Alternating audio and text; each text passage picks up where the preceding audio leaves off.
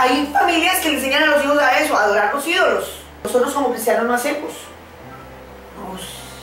Si mi papá y mi mamá se arrodillan ante las imágenes, yo no. Porque mi papá y mi mamá lo hagan, yo no.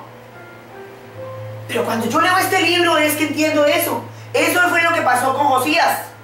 Cuando le leyeron el libro, él entendió que él no debía estar atado a esas costumbres, que las generaciones pasadas habían pecado, que tampoco debía de estar atado a situaciones traumáticas o a la rebelión. Hay gente que usted le escuchará esto textualmente. Oh, qué curas, ni qué pastores. Hay niños que crecen escuchando eso. ¡Ah, qué iglesia, ni qué nada! Pero yo, no. Eso es rebelión. Eso es rebelión. Entonces el niño, no, yo no. Uf, si tú me estás escuchando y escuchas eso en tu casa, no, eso es rebelión. Y tú no tienes por qué seguir un espíritu de rebelión. Es la mejor opción. Es un acto absoluto de voluntad para ser puesto en libertad. Amén. Ser grandes amantes de Dios. Estar en el reino de los influyentes. Eso es lo que el Señor quiere para nosotros. Y ser los responsables de la historia, los líderes y modelos a seguir. ¿Usted sabe cuántos años tenía Josías? 8 años. Usted, cuando yo le hablaba, usted decía, está hablando de un viejo, ¿no? De un rey de barrigón con una corona. No. Era un niño de 8 años cuando comenzó a reinar. Y reinó durante 31 años sobre Judá. Amén. Amén. ¿Le hablo de otro niño? El rey David. El rey David, antes de convertirse David a rey, logró un gran triunfo sobre los enemigos de Israel, sobre los filisteos. Durante la época del rey Saúl, él no era rey, era un joven. Pastoreaba las ovejas de su familia. O sea, manejaba los negocios de la familia. A la edad de 17 años fue llamado por el rey Saúl al campo de batalla para que tocara música para él. Cuando pasaban los ejércitos se vieron a un muchacho cuidando las ovejas y se la pasa con una lira cantándole a las ovejas. No, adorando al Señor, pero como ellos no entendían. Mientras él era pastor de ovejas, el gigante filisteo Goliat se burlaba de los israelitas y los desafiaba a que le enviaran soldados que hicieran más fuertes en la batalla. Decía, mándenmelo, yo se los entreno. Y así Goliat demostraba que era más fuerte. Se burlaba de los ejércitos. Goliat dice que tenía más de 10 metros de altura. Sin duda él era el ganador siempre que le mandaban soldados. Pero cuando el jovencito se enteró de que Goliat maldecía al Dios de Israel, preguntó, ¿qué dicen que le darán a quien mate a ese filisteo y salve así el honor de Israel? ¿Quién se cree ese filisteo pagano que se atreve a desafiar al ejército del Dios viviente? ¿Quién se cree ese que viene a insultarnos a nosotros que somos cristianos? ¿Quién se cree ese que se burla porque nosotros leemos la Biblia? ¿Quién se cree ese que se burla porque yo digo amén, gloria a Dios? ¿Quién se cree ese? Y a pesar de que ese jovencito nunca había sido soldado, David se horrorizó de escuchar los insultos de Goliat. Se horrorizó de ver la inactividad de los israelitas. Y eso lo motivó a hacer algo. Se acercó a Saúl y le dijo que había matado a un león, había matado a un oso porque había puesto en peligro sus ovejas. Las ovejas de su familia. Y Saúl, al escucharlo, le ofreció entonces a David su armadura. ¿No puedes ir así? Tienes que armarte como un soldado. Pero era demasiado gruesa y pesada, por lo que salió a la guerra con su honda. Una cauchera, dicen en mi país. Es un caucho que tiene un cuerito acá y se le pone una piedra. Y la usaban mucho los niños para matar aves, para matar pájaros. Era el deporte de los niños de mi generación y las anteriores. Creo que las generaciones de aquí para abajo ya no matan pajaritos. Ya creo que no existen las caucheras. Gloria a Dios. Era común ir caminando y bueno, un pajarito, ¡ay! Los niños allá corriendo y matando pájaros. Y los papás ayudándoles, a veces los papás dicen, mire ese. Allá se metió. Pero este no lo usaba para eso. Él la usaba para defenderse del león y del oso. Y cuando Goliat lo vio, ese pequeñito, por eso digo, ¿soy acaso un perro para que vengas a mí con palos? Con un cauchito ahí, con una piedra. Y maldiciendo a David en nombre de sus dioses, le dijo: ven acá, que les voy a echar tu carne a las aves de los cielos y a las fieras del campo. Pero David le respondió: tú vienes contra mí con espada, lanza y jabalina, o sea, vienes armado, pero yo vengo en ti en el nombre del Señor Todopoderoso, el Dios de los ejércitos de Israel, a los que has desafiado. Hoy mismo, me gusta porque esa autoridad que tenía ese niño, hoy mismo, y ustedes también tienen esa autoridad, hoy mismo te entregará en mis manos y yo te mataré y te cortaré la cabeza. Yo cuando leía eso, yo voy, audaz ese muchachito, oiga. ¿Ustedes se imaginan 10 metros gritándole? Porque tengo que gritar. ¿Y qué? ¿El Señor me lo va a entregar? ¡Sí! Y lo voy a matar y le voy a cortar la cabeza. Imagínense Goliat riéndose. Hoy mismo, continuó diciendo David, hoy mismo echaré los cadáveres del ejército filisteo a las aves del cielo y a las fieras del campo, y todo el mundo sabrá que hay un Dios en Israel. Amén. Profético fue la declaración de David, la valentía de ese muchacho. David se levantó, tomó una piedra, dice la palabra, que tomó una piedra de su bolsa y se la tiró a Goliat, le golpeó la frente y este cayó. Entonces David tomó la espada de Goliat y le cortó la cabeza. Lo que hacía unos minutos le había dicho, eso fue realidad. Y los filisteos se sorprendieron, luego huyeron, porque los israelitas los derrotaron. Un chico de 16 años de edad tuvo la audacia para batallar y matar a un gigante contra quien ninguno de los israelitas luchó. Hay autoridad en una decisión. Jesús. ¿Ustedes saben que Jesús fue niño? Él fue niño. Sí, en mi país tiene el niño Jesús, y lo adoran, pero no. Él creció. En mi país se quedaron algunos en que el niño Jesús se quedó el niño Jesús y no creció. Y él creció y fue a la cruz y Dios cumplió el propósito para el que vino. Dio su vida en la cruz del Calvario con nosotros. Pero él fue niño. Un niño que tuvo una mamá y un papá. Se llamaron María y José. Y dice la historia, escrita por Lucas, que cuando ellos obedecieron a la ley, María y José volvieron a Nazaret, que sería el hogar de Jesús. Por eso vemos Jesús de Nazaret. Era su hogar, como decir Camilo de Kitchener. Ellos vivieron con él en Nazaret hasta que Jesús comenzó su ministerio. ¿Qué haría él durante esos años? Allá oculto en Nazaret. No hacía milagros, porque nadie dice que hacía milagros. Ese niño no hizo milagros. Lucas dice que él allí se desarrolló mental, social y espiritualmente. Mental, social y espiritualmente. Y trabajó con José en el taller de carpintería. Léanlo, Mateo 13:55, y esta semana léalo, y Mateo 6:3. Él vio de negocio después de que José murió. Él tomó las riendas del negocio después de que José murió. José y María tuvieron más hijos durante esos años.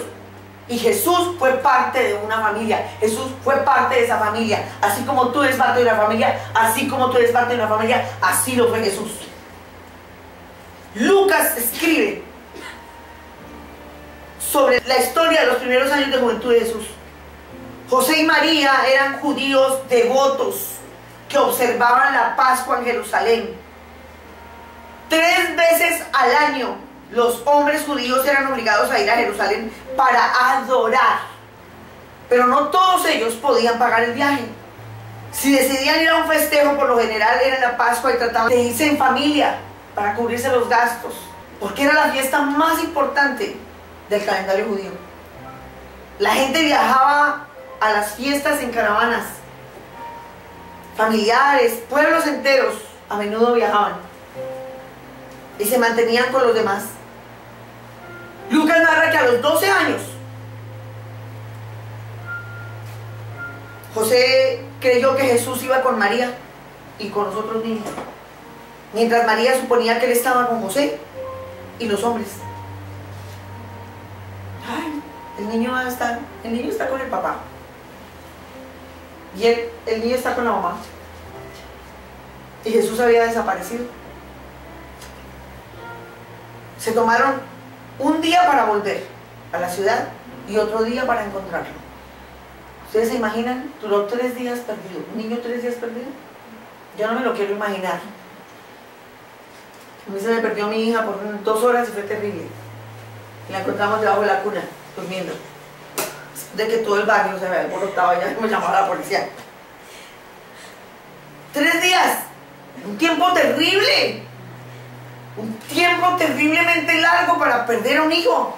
Pero sabemos que José y María lo encontraron en medio de los maestros, haciéndole preguntas y escuchando sus respuestas. ¿Usted se puede imaginar el alivio de María y José cuando vieron a Jesús de lejos? ¿Por qué me buscaban? ¿No sabían que tengo que estar en la casa de mi padre? Ay, pobre María, con esa angustia. Y José, Jesús estaba afirmándoles su filiación divina. Jesús sabía quién era y la misión que había venido a cumplir, la voluntad del Padre. Es que Jesús usó a menudo esas palabras. Es preciso que anuncie también a los demás pueblos las buenas nuevas del reino de Dios, decía. Porque para esto fui enviado. El Hijo del Hombre tiene que sufrir muchas cosas, decía. Y también tiene que ser levantado el Hijo del Hombre. A la edad de 12 años Jesús fue movido por un impulso divino para hacer la voluntad del Padre. A los 12 años tomó la decisión de ir a hablarles en el templo a los maestros. Como Jesús fue madurando físicamente, la autoridad y unción iban en aumento en los preparativos de su ministerio terrenal. Miren, sirve como un deportista entrenadito, entrenado diariamente. Diga de quién lo hacía crecer en sabiduría. ¿Cuánto le tomó a él entender el plan divino? Él creció en ese conocimiento, en esa comprensión del ministerio. Él creció en comunión con el Padre y fue enseñado por el Espíritu Santo. José y María no entendían completamente, pero colaboraban a medida que Jesús maduraba. Nosotros también podemos colaborar con Dios en la preparación de nuestros hijos para que crezcan en los caminos del Señor. Jesús es un maravilloso modelo a seguir para todos. Él creció en una forma equilibrada, sin descuidar ninguna parte de su vida. Su prioridad era hacer la voluntad de su Padre, sabía escuchar y hacer las preguntas correctas, aprendió a trabajar y fue obediente a sus padres. Jesús creció en una familia numerosa. Él no fue el único hijo. Él creció en una familia numerosa y en una ciudad despreciada. Lean, de allá podrá salir algo bueno, decían. Allí creció alimentado por sus padres. La religión judía se encontraba en su punto más bajo de todos los tiempos.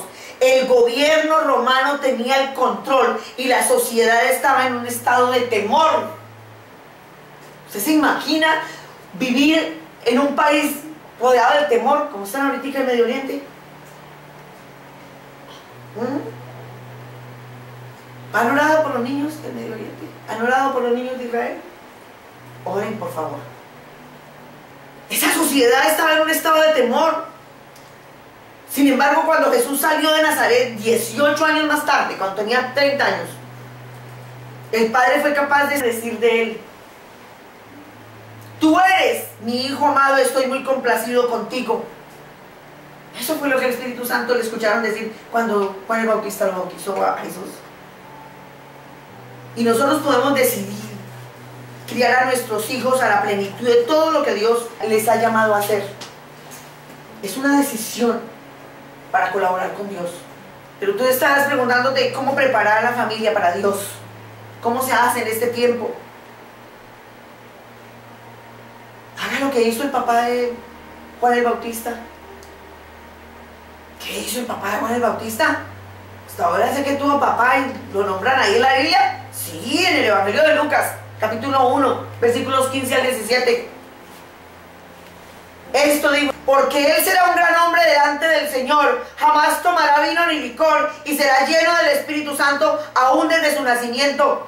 Hará que muchos israelitas se vuelvan al Señor su Dios. Él irá primero delante del Señor con el espíritu y el poder de Elías para reconciliar a los padres con los hijos y guiar a los desobedientes a la sabiduría de los justos. De este modo preparará un pueblo bien dispuesto para recibir al Señor. Tremendo la declaración que hizo el papá de Juan el Bautista. Cuando estaba estudiando este mensaje, me impresionó. ¿Usted tiene hijos pequeños? Papá, esto es lo que tiene que declarar. ¿Está su mujer embarazada? Esto es lo que tiene que declarar. Esto es lo que ustedes tienen que declarar sobre sus hijos. Cuando ustedes estén embarazadas, eso es lo que ustedes tienen que declarar sobre sus hijos. Lo que el papá de Juan el Bautista declaró. Y cuando Juan el Bautista nació, su padre profetizó que él era destinado a hacer volver los corazones de los padres hacia los hijos. Él, Juan el Bautista, en su época fue el precursor. Él preparó el camino de Dios para que se moviera un avivamiento en esa época. Y todos nosotros esperamos por un avivamiento. Yo lo deseo a nivel personal, a nivel familiar, a nivel corporativo, para la ciudad y para la nación. Yo deseo que algún padre haya profetizado sobre su hijo. Yo deseo que se cumpla todo lo que mi mamá profetizó sobre mí. Hace poco mi hermana está poniendo en Facebook, está transcribiendo completamente igual como mi mamá escribió.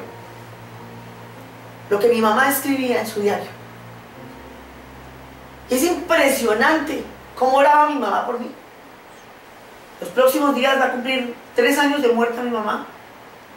Pero yo no me duelo por la mamá que se me murió. Para mí se me murió la intercesora. Yo perdí una intercesora. Todo lo que mi mamá oraba y declaraba a 1 de la madrugada.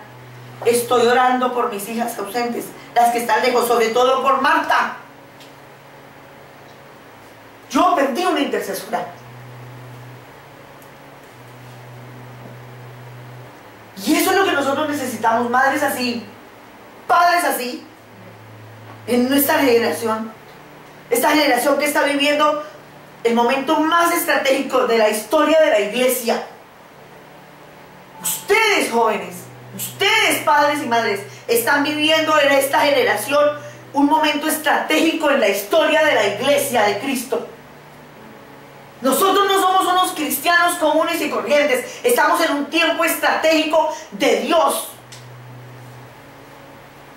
Estamos viviendo en un día y una hora en que el amor de las madres y de los padres a sus hijos y el amor espiritual de las madres y los padres a sus hijos espirituales son cruciales.